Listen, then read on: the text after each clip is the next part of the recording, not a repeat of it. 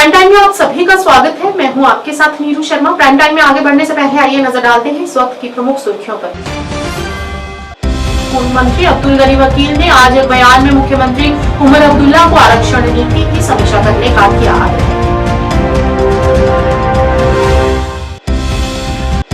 All India Congress committee के राष्ट्रव्यापी अभियान के तहत आज जम्मू में कांग्रेस पार्टी के नेताओं ने केंद्रीय मंत्री अमित शाह द्वारा BR अम्बेडकर के खिलाफ की गई टिप्पणी की कड़े शब्दों में निंदा। सुशासन सप्ताह का समापन आज डाक बंगला बारामूला में ज्ञानवर्धक कार्यशाला के साथ संपन्न हुआ।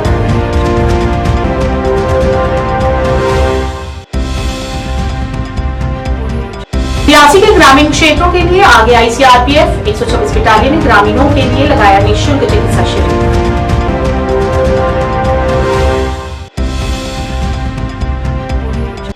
सांसद आला रहुल्ला वहीद पारा सहित अन्य लोग आरक्षण नीति विवाद पर मुख्यमंत्री आवास के बाहर प्रदर्शन करने पहुंचे।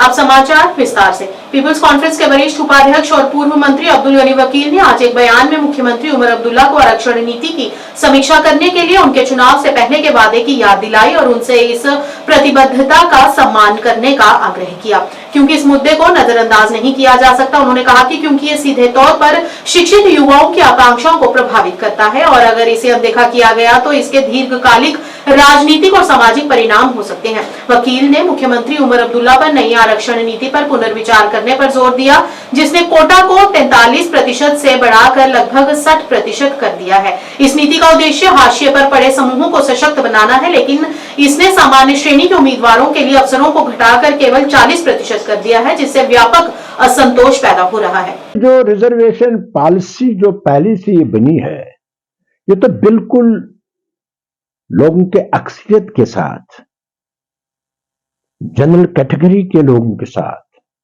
बहुत बड़ी ज्यादती है। हालांकि मौजूदा चीफ मिनिस्टर उमर अब्दुल्ला ने इलेक्शन से पहले प्रॉमिस किया था कि अगर वो हुकूमत में आएंगे तो इस मौजूदा रिजर्वेशन पॉलिसी को रिवाइज करेंगे और नाइंसाफी दूर करेंगे, लेकिन ऐसा नहीं लग रहा है, क्योंकि ये तो इस वक्त सबसे ज्यादा उनका जो फोकस है वो ये है कि वो कैसे इक़्तिदार में रहें। बाकी जो भी उन्होंने प्रॉमिस किए हैं, वादे किए, वो कोई पूरा होगा नहीं। और इसमें यह भी एक वादा है, हालांकि ये जो मौजूदा पॉलिसी है ये तो बड़ी ज्यादती है। देखिए, ये तो हर एक सरकार को, अगर मरकजी सरकार इसको यहाँ थोपना चाहती है, हम पर लागू करना चाहती है, तो ये एक बहुत ज्यादती है सारे मुल्क में जो जनरल कैटेगरीज के साथ है। क्योंकि जो आने वाला फ्यूचर है, देखो कैटेगरी जरूरी है, मगर उस हद तक नहीं कि 70% तक कैटेगरीज को मिल जाएगा और 30% जनरल रहेगा, तो फिर कौन सा टैलेंट सामने आएगा जो मुल्क को रूल करेगा? क्योंकि जो मुल्क को रूल करने वाला है वो वही लोग है, वही अफसर है। जब वो मेरिट पर आएंगे, आपका DC मेरिट पर बनेगा, आपका कमिश्नर मेरिट पर बनेगा, तो उसका विजन बड़ा क्लियर होगा, ब्रॉड होगा।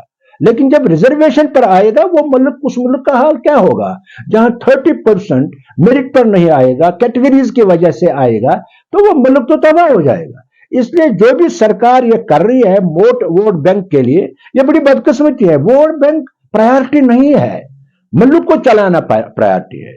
इसलिए मेरा मानना है जितनी जल्दी हो सके मरकजी सरकार को भी और यहाँ के भी सरकार को भी पूरे जोर शोर से पूरा ताकत लगाना चाहिए कि ये जो पॉलिसी है, जो ये इस तरीके से नाइंसाफी की गई है, ये नाइंसाफी खत्म होनी चाहिए, वरना ये मुल्क के मफाद में नहीं है। क्योंकि जो नए लोग, मैंने जो आपको कहा, नई एडमिनिस्ट्रेशन जो चला रहे हैं वो काबिल लोग होने चाहिए, मेरिट पर होने चाहिए, डॉक्टर काबिल होने चाहिए। देखो, 3rd डिवीजन का जो कैटेगरी से बिलोंग करता है, 3rd डिवीजन मार्क्स लेगा, वो डॉक्टर बनेगा, वो बीमार उनके साथ उसका क्या हो रहा है। इसी तरह इंजीनियर का हाल है, इसी तरह मुल्क को चलाने के हाल है। लिहाजा जो ये मरकजी सरकार पॉलिसी बनाई हुई है लोगों को खुश के, कम्युनिटी को खुश करने के लिए, वोट बैंक के लिए, ये वो मुल्क के मफाद में नहीं कर रहे हैं, बल्कि इससे मुल्क तबाह हो जाएगा। बल्कि मैं और आपके माध्यम से उमर अब्दुल्ला साहब से गुजारिश करता हूं कि उसको किसी हद तक भी जाना चाहिए और अपना प्रॉमिस पूरा करना चाहिए जो उसने इलेक्शन से पहले किया है कि वो हर सूरत में रिजर्वेशन पॉलिसी रिवाइज करेगा।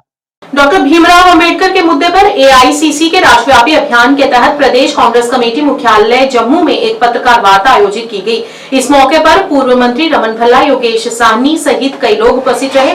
इस मौके पर रविंद्र शर्मा ने कहा कि देश के संविधान के निर्माता और गरीबों के मसीहा कहे जाने वाले अंबेडकर की अवहेलना करना कोई मामूली बात नहीं है। देश के गृह मंत्री अमित शाह ने उनके खिलाफ जो अपमानजनक टिप्पणी की है वह निंदनीय है और इसके लिए उन्हें माफी मांगनी चाहिए। पूरे देश भर में कांग्रेस के कार्यकर्ता, नेता, सांसद सब यहाँ पे प्रेस कॉन्फ्रेंस के माध्यम से ये मांग दोबारा उठा रहे हैं कि फौरी तौर पे अमित शाह जी इस्तीफा दें, नहीं तो प्रधानमंत्री उनको सैक करे, ताकि देश में जो कॉन्स्टिट्यूशन के सिलसिले में जो बवाल यहाँ पे मच रहा है वो थम पाए और लोगों की आस्था डॉक्टर अंबेडकर साहब के प्रति आज भी यहाँ पे है। दिल से हम उनका सम्मान करते हैं। और ठीक है, शर्मा साहब ने कि कल अंबेडकर चौक में एक और रैली के तौर पे ज्ञापन पेश करते हुए तमाम लोगों के जज्बात को उजागर किया जाएगा और फिर मांग की जाएगी कि अमित शाह जी इस्तीफा दे। मंत्री ने किस तरह के शब्द उनकी शान के खिलाफ बोले, उनको श्रद्धा और उनके प्रति जो है सम्मान व्यक्त करने के बजाय उनको अपमानजनक तरीके से जो है संबोधित किया, अपमानित किया। और ओपोजिशन जो कि श्रद्धा व्यक्त करती है समय समय पे संविधान के प्रति और संविधान के निर्माता के प्रति, उनके ऊपर जो है इस तरह का प्रहार किया कि आज एक फैशन बन गया है कि अंबेडकर अंबेडकर अंबेडकर अंबेडकर अंबेडकर कहने का। अगर इतनी बार ओपोजिशन भगवान का नाम लेती तो वो 7 पुश्तों तक स्वर्ग में जाते। इससे बड़ी अपमानजनक बात क्या है? ऐसे तो आप दिखावे के लिए बहुत कुछ करते हो बीजेपी, लेकिन आपके दिल की बात बाहर आ गई। आपने जिस तरीके से ये बात कही अंबेडकर जी के प्रति, बहुत ही शर्मनाक है, कंडेमेनेबल है, निंदनीय है। पूरा देश जो है उसमें बहुत बड़ा रोष है और ये बात उन्होंने संसद के पटल पे कही, सारी दुनिया, सारे हिंदुस्तान ने सुना। और आज गांव-गांव हर जगह हर जाति वर्ग के लोग, देश का हर जिम्मेवार नागरिक जो है उससे आहत है। और देश के इतने बड़े पद पे बैठे हुए आदमी, सरदार पटेल की कुर्सी पे बैठे हुए आदमी, उसकी ये भाषा और परिभाषा होनी चाहिए। ये निष्ठा है बीजेपी की और गृह मंत्री की हमारे संविधान के निर्माता के प्रति। बहुत ही शर्मनाक बात। और उसके बाद वो कोई अपॉलोजेटिक भी नहीं है, उनकी भाषा, बॉडी लैंग्वेज में कोई शर्म की बात नहीं है। इसलिए देश ने और कांग्रेस ने, सारे पक्ष ने ये मांग की है कि गृह मंत्री पब्लिकली उस चीज़ की माफ़ी मांगे और अपने पद को छोड़े।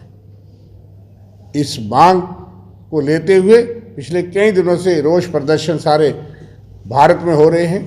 मुख्तलिफ दल, मुख्तलिफ संस्थाएं, मुख्तलिफ लोग कर रहे हैं और कांग्रेस पार्टी प्रमुख तौर पे इस बात पे आगे है।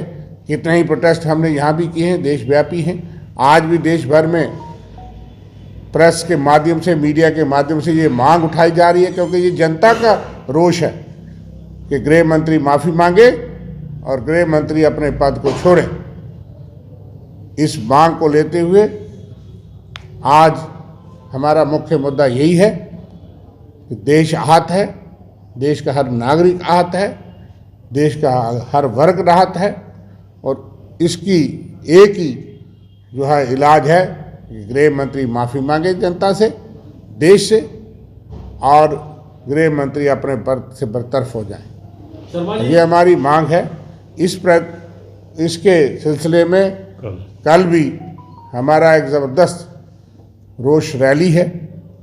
हम डॉक्टर भीमराव अंबेडकर जी के प्रति श्रद्धा दिखाते हुए कल भीमराव अंबेडकर जी का जो प्रतिमा है अंबेडकर चौक से, वहाँ पे एकत्र होंगे और वहाँ से एक रोष रैली निकलेगी और उसके बाद हम राष्ट्रपति जी के नाम देश के कोने कोने से इस तरह से किया जा रहा है। राष्ट्रपति के नाम अपना ज्ञापन जो है कांग्रेस पार्टी जो है वो अधिकारियों को सौंपेगी। तो कल जो है हम 11 बजे अपने साथियों को समय दे रहे हैं, प्रेस के साथी, उनको भी दावत है कि वो 12 बजे के करीब आएँ जब हम एकत्र हो जाएं। प्रशासन सप्ताह के अंतर्गत प्रशासन गांव की ओर कार्यक्रम के समापन के दिन आज जिला प्रशासन बारामूला ने डाक बंगला में एक ज्ञानवर्धक कार्यशाला आयोजित की। इस कार्यक्रम में शिकायत निवारण और प्रभावी सार्वजनिक सेवा वितरण की दिशा में प्रशासन के प्रयासों पर जोर दिया गया। कार्यशाला की अध्यक्षता अतिरिक्त उपायुक्त बारामूला डॉक्टर जहूर अहमद रैना ने की और इसमें मुख्य योजना अधिकारी जावेद अहमद, सहायक आयुक्त विकास शब्बीर अहमद हक, अन्य जिला अधिकारी और जिला प्रशासन के अधिकारी भी शामिल हुए। सत्र के दौरान एडीसी ने प्रशासन गांव की ओर के सप्ताह भर चलने वाले कार्यक्रम के दौरान हल की गई शिकायतों पर विचार किया, जो जेकेआई, GRAMS और जेके समाधान पोर्टल जैसे शिकायत पोर्टलों पर लंबित रही। और चाहे वो सेंटर या राष्ट्रीय ग्राम स्वराज योजना है, इस पर एग्जीक्यूट होता है। आप देखो from 19th of December to 24th of December, and we our government officers and officials usually we are at disposal of public and we are public servants. Idea was ki focus of the week was to address the grievances. Grievances are public on the online portals or offline. आज हम यहाँ पे आए हैं good governance के मुताबिक deliberate करने के लिए, ये देखने के लिए कि डिफरेंट डिपार्टमेंट्स ने गुड गवर्नेंस में क्या क्या किया है और आगे क्या करने वाले हैं। क्योंकि हमें मालूम है कि आज जिस दौर में हम रहते हैं जमहूरियत का दौर है, डेमोक्रेसी है, और कहा जाता है जमहूरियत एक तर्ज हुकूमत है कि जिसमें जमहूरियत एक तर्ज हुकूमत है कि जिसमें लोगों को गिला करते हैं तो ला नहीं करते।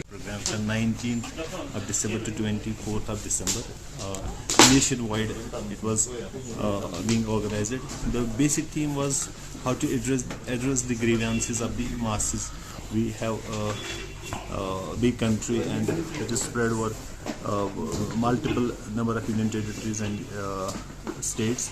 J&K is one of the beauty in the country, and the masses are not aggrieved, I must say. Masses are so comfortable, but during deliverance, government offices and officers definitely face these challenges, and this is actually the platform where all such grievances which are being put forth by the masses on different platforms, maybe in shape of applications, hard copies or e-portals, we have meant for this at national level and at the UT level. So we just have some of these grievances, and all district officers and all offices arranged special camps, grievance redressal camps, and the dissemination of all the information which is on government portals and services that was being carried out. And I believe it was a wonderful program, and this was a wonderful week we celebrated, and I believe maximum number of grievances have been addressed, and there will be definitely a good result, and there will be definitely a solution for all such grievances which has been put forth throughout the week.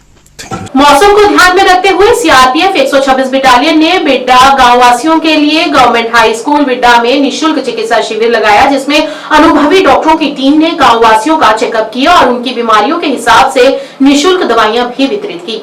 Civic action programme के तहत लगाए गए शिविर का आसपास से आए हुए ग्रामीणों ने भी ज्यादा फायदा उठाया। ग्रामीणों ने कहा कि सीआरपीएफ के द्वारा लगाए गए शिविर को उन लोगों को काफी फायदा हुआ है। वह लोग छोटी सी बीमारी के लिए कई किलोमीटर का सफर तय कर जाते हैं। ग्रामीणों ने अपील की कि आने वाले दिनों में भी इस प्रकार के शिविर का आयोजन किया जाना चाहिए, जिससे लोग फायदा उठा सके। नेशनल कॉन्फ्रेंस के नेता और सांसद आगा रहुल्ला आज आरक्षण नीति विवाद पर विरोध प्रदर्शन करने के लिए गुपकार में मुख्यमंत्री उमर अब्दुल्ला के आधिकारिक आवास के बाहर पहुंचे। पीडीपी नेता वहीदुर रहमान पारा और इल्तिजा मुफ्ती सहित अन्य लोग भी विरोध प्रदर्शन में शामिल होने के लिए मौके पर पहुंचे। आगा रहुल्ला ने बर्नहॉर्ट स्कूल के विरोध मार्च शुरू किया और जम्मू कश्मीर के लिए तर्क संगत आरक्षण नीति की मांग करते हुए मुख्यमंत्री आवास के बाहर पहुंचे।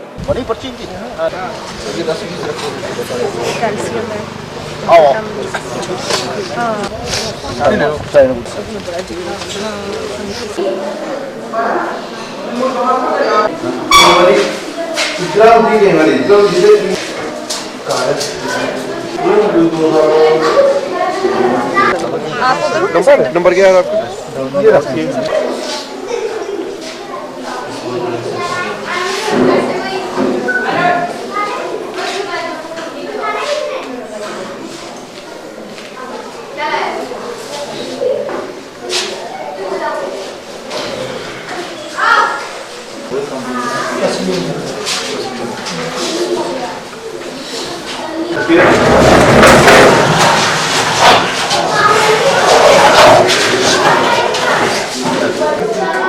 टैबलेट्स मेरे शाम को 5 दिन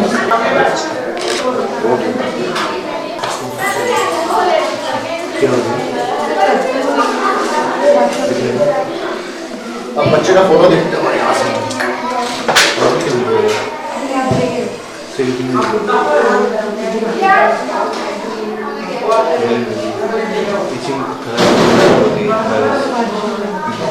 क्या हुआ, खांसी हो गई आपको? मेरे ख्याल से इसको दवाई देने की जरूरत नहीं है, ठंड से बचाव करो, तो छोटे बच्चे। मेरा नाम शहनाज बेबी है, मैं पंचायत बिड्डा से सरपंच हूँ। तो सर, जैसे कि आप सबको मालूम है कि हर साल हमारे यहाँ पे सीआरपीएफ वाले जो कैंप लगाते हैं, हमें बहुत बेनिफिट है इस कैंप से। हमें ऐसी छोटी छोटी बीमारी होती है, खांसी जुकाम वगैरह, कोई इन्फेक्शन होगी तो जो हमारी हर किस्म की सहायता करते हैं। तो हम इनका, मैं अपनी तरफ से और अपनी पंचायत की तरफ से इनका मेरा नाम चमनलाल नंबरदार बिड्डा। तो सीआरपी वाले आगे भी कैंप लगाते रहते हैं, साल में कहीं 2 बार लगाते हैं, 1 बार लगाते हैं। तो अगर किसी को ऐसे भी कोई प्रॉब्लम आ जाती है तो उधर कैंप में जाके भी उधर भी सहूलत देते हैं दवाई की, तो बड़ा अच्छा लगता है। तो आगे भी ये लगाते रहें तो क्या फ़ायदा होगा। इधर तो कोई डिस्पेंसरी भी नहीं है आज तक, बड़ी बात बोला हमने डिस्पेंसरी के लिए, अभी तक कोई डिस्पेंसरी नहीं है। कोई भी छोटी मोटी बीमारी होती है। देखिए, जम्मू कश्मीर में केंद्रीय रिजर्व पुलिस बल बहुत पुराने समय से अपनी सेवाएं देती आ रही है। भारत के संविधान की सुरक्षा और यहाँ पे कानून व्यवस्था बनी रहे, इसमें सीआरपीएफ अपने सभी प्रकार से अपना योगदान देती आ रही है। इसी मुहिम में कि यहाँ के आवाम को चिकित्सा में भी किसी भी प्रकार की कोई कमी ना आए, उनको साफ सफाई से संबंधित भी उनको जानकारी मिले, ये हमारी 126 बटालियन यहाँ पे आज बिड्डा कैंप में अपना एक चिकित्सा का शिविर लगा रही है। इसको हम सिविक एक्शन प्रोग्राम के तहत पूरा करना चाहते हैं।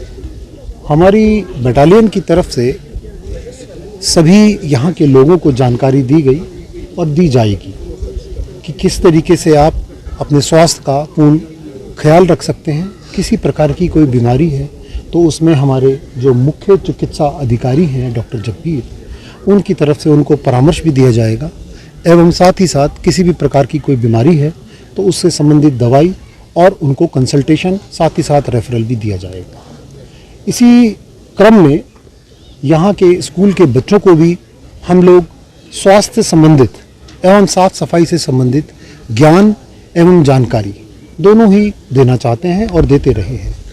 हमने पिछले कई प्रकार के इसी तरीके के कैंप लगाए हैं जो कि दूर गर्मी जितने भी क्षेत्र हैं, जैसे नारला, माहौर, इन जगहों पे जाकर, इतने दूर क्षेत्रों में, दुर्गम क्षेत्रों में जाकर सीआरपीएफ ने चिकित्सा की सुविधाओं को लोगों तक, आवाम तक पहुंचाया है। ऐसा अगर हम देखिए, भारत सरकार, हम सभी भारत सरकार एवं भारत के राष्ट्रीय ध्वज के तले काम कर रहे हैं। तो इसमें लोगों का संपूर्ण और सर्वांगीण विकास हो, निर्भय होकर लोग यहाँ रहें। इसी क्रम में केंद्रीय रिजर्व पुलिस बल की भी एक यह योजना के तहत, जो कि भारत सरकार की योजना है, उसके तहत स्वास्थ्य के संबंधित भी केंद्रीय रिजर्व पुलिस बल अपनी तरफ से इस चीज़ के लिए कमिटेड है। और we have promised ourselves also कि यहाँ के लोगों को हम लोग पूर्ण सुविधाएं स्वास्थ्य की भी दें, साथ साथ में उनके अंदर सुरक्षा के प्रति भी एक भावना रहे, निर्भय होकर वो अपना कार्य, अपनी पढ़ाई और अपना देश के प्रति योगदान दे सके। बिल्कुल सही कहा आपने। यह चीज़ को भी ध्यान में रखते हुए मेडिकल कैंप का आयोजन इस मौसम में हमने किया है, छोटी छोटी बीमारियां हैं, जैसे कि खांसी हो गई। अब खांसी में अक्सर लोगों को यही नहीं पता है कि खांसी की दवाई भी होती है। वो जड़ी बूटी या पानी, गर्म पानी पी करके करते हैं। अगर मान लीजिए कोई थ्रोट इन्फेक्शन हो गया तो वो पर्टिकुलर दवाई काम करती है। इसमें हमारे जो मुख्य चिकित्सा अधिकारी हैं उनको परामर्श दे रहे हैं। तो जैसा कि आपने बताया कि इस मौसम का ध्यान में रखते हुए और भी कई प्रकार की चीज़ें हैं, जैसे बुखार हो जाता है या ठंड लग जाना या वायरल इन्फेक्शन हो जाना, निमोनिया हो जाना, इस प्रकार की बीमारियों को भी इस मौसम के मद्देनज़र हमने इस कैंप का आयोजन किया है। सांसद आगा रहुल्ला मेहंदी ने आरक्षण नीति में कथित विसंगतियों को लेकर मुख्यमंत्री उमर अब्दुल्ला के नेतृत्व वाली अपनी पार्टी की सरकार के खिलाफ विरोध प्रदर्शन किया। आश्चर्यजनक रूप से विपक्षी नेता और पीडीपी विधायक दल के प्रमुख वहीदुर रहमान पारे ने इस मुद्दे पर आगा मेहंदी को अपना समर्थन दिया। इस अप्रत्याशित राजनीतिक गठबंधन ने क्षेत्र में लोगों के आक्रोश को और बढ़ा दिया है।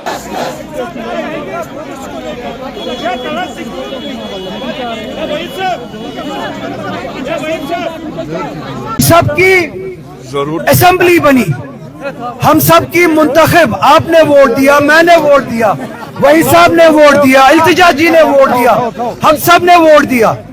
हमने 5-6 साल की जबरदस्ती वाली एडमिनिस्ट्रेशन के बाद, डिक्टेटरशिप के बाद एक अपनी हुकूमत बनाई, जमहूरियत को बहाल करने की कोशिश की।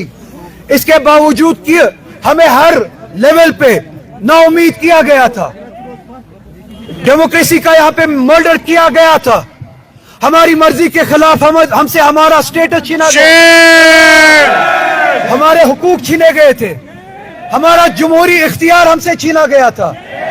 2019 हम भूले नहीं है, नहीं भूले हैं। उसके बावजूद भी जम्मू कश्मीर के अवाम ने कहा हम तशद्दुद नहीं, हम वायलेंस नहीं, हम अनडेमोक्रेटिक मीन्स नहीं, हम जमहूरियत के जरिए जवाब देंगे। हम हमारे साथ जो नाइंसाफी हुई, हमें जो दूसरे क्लास के सिटीजन में तब्दील किया गया, हमें गुलामी में तब्दील किया गया, हमसे हमारे हक छीने गए, हमसे पूछे बगैर हमारे फैसले लिए गए, इसका जवाब हम जमहूरी तरीके से देंगे। हम level by level, stage by stage जमहूरियत की वापसी के लिए हम लड़ेंगे, स्ट्रगल करेंगे, डिक्टेटरशिप को यहां से दफा करेंगे, वाइस रॉय निजाम को हम यहां से दफा करेंगे। उसके लिए अगर हमें लेयर बाय लेयर चलना है, स्टेज बाय स्टेज चलना है, अगर पहला स्टेज यह है कि हमें वोट देना है, तारीख गवाह है, पिछला असेंबली इलेक्शन गवाह है, मीडिया गवाह है, और हिंदुस्तान की हुकूमत खुद कहती है जम्मू कश्मीर के लोग निकले, वोट दिया। और अब सुनो किस लिए वोट दिया, वोट इसलिए दिया कि ये इख्तियार हमारे हाथ में वापस आए, यहां से डिक्टेटरशिप दफा हो जाए, वाइसरॉय का निजाम यहां से दफा हो जाए, यहाँ की सड़कों पे बात चले, आवाज चले यहाँ की आवाम की, यहाँ के सेक्रेटेरिएट में कलम चले यहाँ के आवाम की मर्जी के मुताबिक, न कि दिल्ली के मर्जी के मुताबिक। इसी उम्मीद से हमने ये हुकूमत बनाई। आज हम इस नतीजे पे पहुंचे हैं। 1 महीना पहले मैंने कुछ स्टूडेंट्स को ये यकीन दहानी देने के लिए कहा था, इन्होंने कहा था कि हम प्रोटेस्ट करेंगे, हमें मायूसी है। मैंने जवाब दिया था कि मायूस होने की जरूरत नहीं है, हम सब है यहाँ पे आपकी बात न सिर्फ सुनने के लिए, आपकी बात के लिए लड़ने के लिए हम यहाँ पे हैं। हम आपकी बात को मरने नहीं देंगे, हम आपकी बात को गुम होने नहीं देंगे, हम आपके लिए बात करेंगे। मैं अपने वादे पे पाबंद हूँ। हमारी हुकूमत हो, हमारा ऐवान हो, जो भी स्टेज हो, असेंबली हो, पार्लियामेंट हो, कैबिनेट हो, जहां तक भी आपकी बात पहुंचानी है और वहां तक बात पहुंचाएगी। पहली बार कश्मीर के नौजवान, we are a young state, एक तरफ से ड्रग्स में, डिप्रेशन में, मिलिटेंसी में, यूएपीए में, for the first time the youth of Kashmir is seeking something which is their legitimate right. हमारे नौजवान 20-30 साल लगाते पढ़ने में, उसके बाद उन्हें बोला जाता है आपको इस कॉलेज में एडमिशन नहीं होगा। हमारे स्किल्स में, हमारे मेडिकल कॉलेज में, हमारी यूनिवर्सिटी में हमारे बच्चे नहीं पढ़ सकते, अपने ही बच्चे नौकरी नहीं कर सकते। तो I think this is about changing the way we live, this is about changing the way we earn, and also turning people from haves to have nots. तो ये रिजर्वेशन का ही सिर्फ मुद्दा नहीं है, इसमें हमारा पूरा एक कल्चरल शिफ्ट होगा, इकोनॉमिक शिफ्ट होगा। तो कश्मीर के नौजवान जो इतना सहे है पिछले सालों में, एक तरफ से OGW कहेंगे, मिलिटेंट कहेंगे, UAPA में डालेंगे, PSA में डालेंगे, उसके बाद NDPS में डालेंगे। अब अगर जो बच्चा कुचा हमारा नौजवान है जो ओपन मेरिट मेहनत करके पढ़ा लिखा है, उसको आप बोलते आपके लिए रोजगार भी नहीं है, तो हमारे फिर ऑप्शंस क्या है कश्मीरी नौजवान के पास? I think government needs to come clear. हम उमर साहब पे इल्जाम नहीं लगाते, but since he is elected as a chief minister of this place with a huge mandate, we expect him to be our representative and address this issue of the youth of Kashmir which is in his ambit, which is in his hands. हमें उम्मीद है उमर साहब ने जो election में भी कहा, जैसे रोल्ला साहब ने भी कहा, जो इलेक्शन में उन्होंने वादे किया उस पर वो डिलीवर करेंगे और कश्मीर के नौजवान को कम से कम 370 नहीं, स्टेटहुड नहीं, कम से कम रिजर्वेशन को एड्रेस करेंगे और रैशनलाइजेशन पे काम करेंगे और रोजगार का जो हक हमारे नौजवानों को है वो उनको मेरिट पे मिलना चाहिए। Fulfill its promises. We are not here to do any politics. We are here to express our solidarity with the students and to push for rationalization of reservation.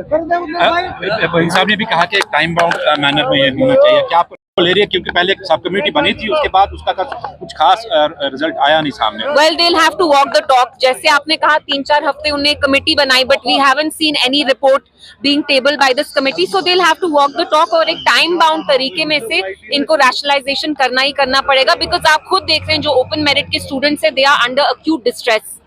We know that our unemployment has touched 38%. All the exams are being scrapped और इनका जो अपना हक है वो किसी और को नहीं जाना चाहिए. We are not against any section of the society. We are just saying do equitable distribution of seats. But this matter is already in sub-judice. Do you mean कि आपको जुडिशरी पर फिर वो सारे केसेस फिर तो बहुत सारी चीजें सब जुडिस है, फिर तो स्टेटहुड भी सब जुडिस है, फिर 370 भी सब जुडिस है, फिर हम किसी के बारे में बात ही नहीं करें. Should we sit at home? No. This is what political leadership is expected to do. Coming here does not mean that we don't have faith in the judiciary, but we also have to do what we can do to help these students, to pull them out of this distress. तो PhD बनने के बाद आज फिर से एक platform के नीचे आप आ रहे हैं, तो आपको लगता है कि एक साथ में ही आप सब कुछ पा सकते हैं? जैसा मैंने कहा, हम यहाँ सियासत करने नहीं आए, ये स्टूडेंट्स का प्रोटेस्ट है. It is by the students and for the students. भारतीय सेना द्वारा आज मेंढर में मुफ्त चिकित्सा शिविर का आयोजन किया गया. इस मौके पर बड़ी संख्या में स्थानीय लोगों ने इसका लाभ उठाया और अपनी चिकित्सक जांच करवाई. मरीजों को उचित परामर्श के साथ मुफ्त में दवाइयां भी जरान दी गई. स्थानीय लोगों ने इस शिविर के लिए भारतीय सेना का धन्यवाद किया.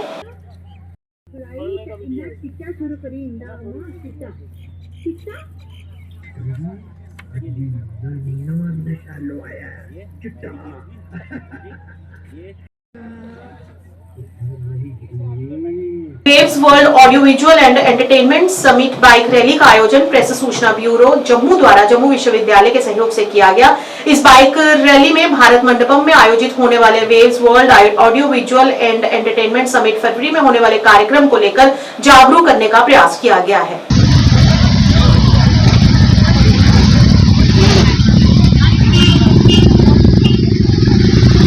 Bike rally, press information bureau in collaboration with this University of Jammu और Royal Riders Adventure Club plus शक्ति उद्घोष फाउंडेशन, ये सब लोग मिलके करवा रहे हैं. और इस राइड का मकसद ये है, PIB जो है प्रेस इन्फॉर्मेशन ब्यूरो, वो प्रमोट कर रहा है वेव्स समिट को. Waves means world audio visual entertainment summit. पूरे भारत में और पूरे विश्व भर में आज जो काम हो रहा है, मीडिया जो काम कर रही है, ये कैमरास के थ्रू कंटेंट क्रिएशन हम लोग कर रहे हैं, कुछ भी वीडियो और ऑडियो हम लोग पोस्ट करते हैं, कुछ भी बनाते हैं सोशल मीडिया के लिए, फेसबुक कह लीजिए, इंस्टाग्राम कह लीजिए, यूट्यूब कह लीजिए, उसके बारे में जानकारी अर्जित करना और लोगों को, सोसाइटी को अवेयर करवाना कि वो सब मोनेटाइज भी हो सकता है. आप ये जो भी हम लोग सोशल मीडिया पे डालते हैं उससे उसको मोनेटाइज कैसे किया जा सकता है. बड़े बड़े स्टार्टअप्स जो चल रहे हैं, सब प्रमोशन जो हो रही है वो ऑडियो विजुअल के थ्रू हो रही है. तो उन सब चीज़ों को प्रोपोगेट करना, जो आम साधारण इंसान है, मेरे जैसा व्यक्ति जो फ़ोन चलाता है, फोटो खींचता है और कहीं डालता नहीं है, तो कंटेंट क्रिएशन होता क्या है, उसके मायने क्या है, उसको प्रमोट करना. तो PIB ने बहुत अच्छा काम किया है कि जम्मू में एक ऐसा अवेयरनेस ड्राइव रखी है और एक बाइक रैली के माध्यम से हम लोग पूरे जम्मू में घूमेंगे. ये जो ऑडियो विजुअल समिट है, वेव्स जो है, ये ना केवल भारत में, ये 3 दिन का कार्यक्रम रहेगा दिल्ली में, और इसमें नेशनल और इंटरनेशनल लेवल पे बहुत सारी एजेंसीज पार्टिसिपेट कर रही हैं, चाहे वो इंडस्ट्रीज की बात करें, कॉर्पोरेट्स की बात करें, सरकारी लोगों की बात करें तो गवर्नमेंट तो ऑर्गेनाइज कर रही है और पर्पस यही है कि ऑडियो विजुअल कोई भी जो वीडियो है, ऑडियो है, कोई पिक्चर है, कोई जैसा भी किसी भी तरह का जो कंटेंट हो सकता है उसको मोनेटाइज कैसे किया जा सकता है और उससे क्या क्या लाभ उठाए जा सकते हैं किया गया था। और इस चैलेंज में बहुत सारे जो हमारे honourable minister for information and broadcasting Ashwini Vaishnaw ji ने ये अगस्त 2024 में लॉन्च किया था। इस क्रिएट इन इंडिया चैलेंज के तहत अलग अलग कैटेगरीज जैसे films, AR VR, animation, gaming, e sports और न्यूज़ और ये सब ट्रेडिशनल मीडिया तो है ही है, इन अलग अलग कैटेगरीज में कंपटीशन स्टार्ट किए गए हैं। जो पहला सीज़न था इसमें जो जीतेंगे वो नेक्स्ट लेवल पर जाएंगे और इवेंचुअली जो वेव्स की जो ये समिट होएगी उसमें चांस मिलेगा जो इनके विनर्स रहेंगे ताकि वो पिच कर सकें, उनको कोलैबोरेशंस का मौका मिल सकता है इंडस्ट्री बाकी कंट्रीज़ और इंडिया के जो इंडस्ट्रीज हैं उनके साथ भी। तो ये एक बहुत ही वाइब्रेंट अपॉर्चुनिटी है, एक प्लेटफॉर्म है जहाँ सारे के सारे जो स्टेक होल्डर्स हैं मीडिया और एंटरटेनमेंट इंडस्ट्री के वो एक साथ आएंगे पहली बार, ना सिर्फ भारत देश के बट बाकी कंट्रीज़ के भी। और जो इसके पीछे आइडिया है वो यही है कि जो कंटेंट क्रिएशन है, इंडिया एक नेट एक्सपोर्टर हो कंटेंट क्रिएशन में और एक कंटेंट क्रिएशन हब की तरह इंडिया को हम लोग प्रोजेक्ट कर सकें ग्लोबल स्टेज पर। और हम देखेंगे कि जैसे कि एनिमेशन हो या गेमिंग सेक्टर हो, इसमें already India is doing very well क्योंकि पिछले कुछ सालों में काफ़ी अवेयरनेस की गई है, बहुत सारे पॉलिसी इनिशिएटिव्स भी लिए गए हैं, सेंटर ऑफ एक्सीलेंस बनाए गए हैं इन फील्ड्स में। इसी तरह से बाकी के जैसे ई स्पोर्ट्स वगैरह इन सब चीज़ों के बारे में भी काफ़ी इनिशिएटिव्स लिए जा रहे हैं। सो इन सभी सेक्टर्स को साथ में ला कर के ताकि मोनेटाइज किया जा सके और टैलेंट को, जो यंग टैलेंट है उनको प्रमोट किया जा सके मीडिया एंटरटेनमेंट सेक्टर में, यही इसके पीछे मैसेज है। Thank you. आज ये बाइक रैली शुरू होने जा रही है, इसका क्या मकसद है हमारे दर्शकों को बताइए। देखिए, जो ये बाइक रैली है और उससे पहले जो प्रोग्राम हुआ वो world audio video entertainment summit जो फरवरी 2025 में भारत मंडपम में ऑर्गेनाइज करा जा रहा है, उसकी पब्लिसिटी और उसकी अवेयरनेस क्रिएट करने के लिए करा जा रहा है। जैसे कि आपने सुना, ये इसका समिट का पर्पस ये है कि जो मीडिया और एंटरटेनमेंट इंडस्ट्री है उसको एक थोड़े ऑर्गेनाइज वे में इंडिया में ग्रो करा जाए ताकि उससे जो ये इंडस्ट्री का जो पोटेंशियल है इंडिया में पूरा उभर के आए। हमारी जो इतनी लार्ज पॉपुलेशन है और जिसमें कई राज्यों की तो यूरोप की कंट्रीज़ को मैच करते हैं, तो उसमें बहुत स्कोप है ये इंडस्ट्री का ग्रो करने का।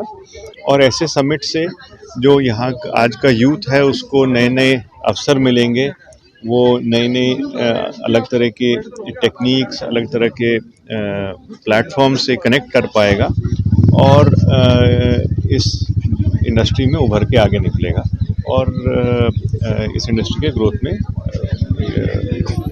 भाग ले पाएगा। शुक्रिया। प्राइम टाइम के आज के इस अंक में इतना ही। नया अंक लेकर फिर हाजिर होंगे, तब तक के लिए दीजिए इजाजत। नमस्कार।